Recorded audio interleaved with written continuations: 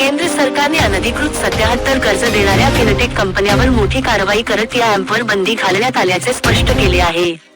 Corporate affairs मंत्रालयाने company कायदा 2013 companies act 2013 अंतर्गत अंतरिम कायद्याचे व लेखाजोखा बुक ऑफ अकाउंट्स नियंत्रणाचे उल्लंघन करणाऱ्या कंपन्यांवर कारवाई केली का या प्रश्नावर लिखित उत्तर देताना कॉर्पोरेट व्यवहार राज्यमंत्री हर्ष मल्होत्रा यांनी सोमवारी लोकसभेत ही संबंधित माहिती दिली. राज्यमंत्री मल्होत्रा यांनी इलेक्ट्रॉनिक्स आणि माहिती तंत्रज्ञान मंत्रालयाला मितवाई माहिती तंत्रज्ञान कायदा 2000 च्या कलम 69 अंतर्गत सार्वजनिक प्रवेशासाठी माहिती ब्लॉक करण्यासाठी ब्लॉकिंग निर्देश जारी करण्याचा अधिकार आहे. आतापर्यंत योग्य प्रक्रिया पूर्ण केल्यानंतर मितवाईने माहिती तंत्रज्ञान कायदा 2000 च्या कलम 69 अंतर्गत 87 बेकायदेशीर कर्ज अर्ज ब्लॉक केले आहेत अशी माहिती कॉर्पोरेट व्यवहार राज्यमंत्री हर्ष मल्होत्रा यांनी आज सोमवारी लोकसभेत दिली आहे.